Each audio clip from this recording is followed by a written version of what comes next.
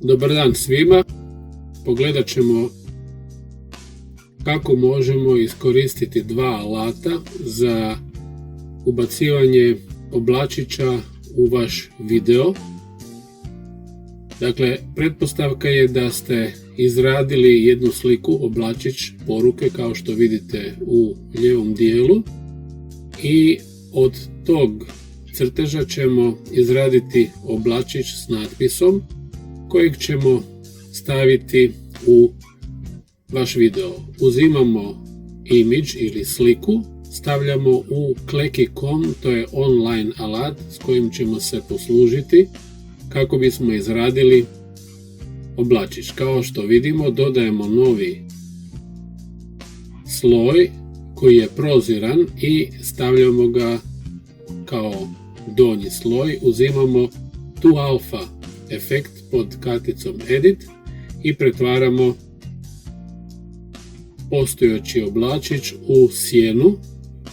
Sjena je također prozirna kao i pozadina. Stavljamo jedan lik, uzimamo pravokutnik kojeg ćemo ispuniti crvenom bojom i crtamo pravokutnik na mjestu gdje će se pojaviti tekst.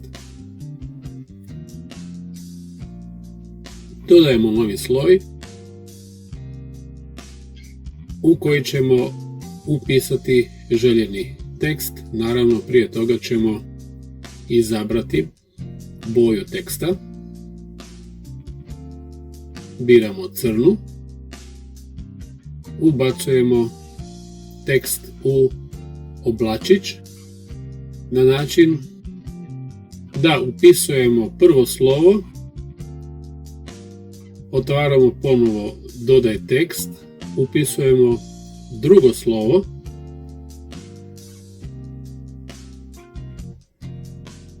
biramo OK. Kao što vidimo, možemo podešavati poziciju svakog slova kad smo ih odvojeno stavili iznad crvenog pravokutnika.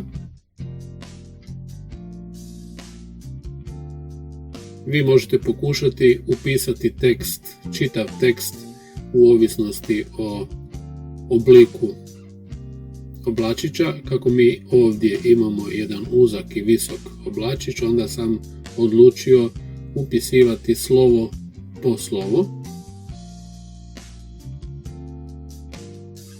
zbog razloga mogućnosti pozicioniranja svakog slova na svoje mjesto. Kad smo obavili posao, dobili smo naš oblačić s tekstom.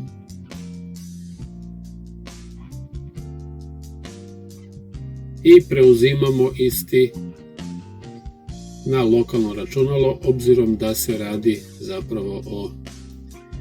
Evo ga, tu je naš novi oblačić. Kao što vidimo, u ovom pregledniku ne vidimo prozirnost, već crnu boju. Međutim, kad ugradimo dobiven crtež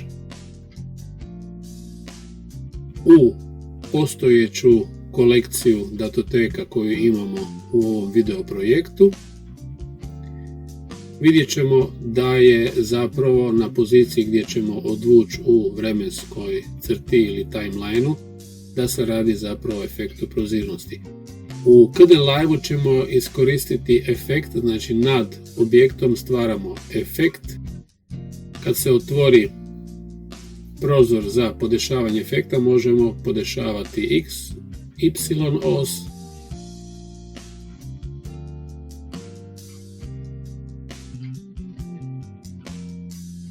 i ostale parametre kao što je to bila veličina.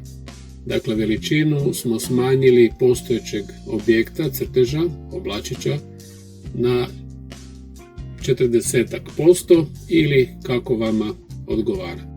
Ako pokrenemo sad video, vidjet ćemo da će u jednom momentu najprije se pojaviti jedan oblačić koji je na sličan način ili isti način nastao. U ovom slučaju je nešto širi i više teksta stane u njega. I u određenom momentu se javlja naš efekt, naš oblačić. Hvala na pažnji.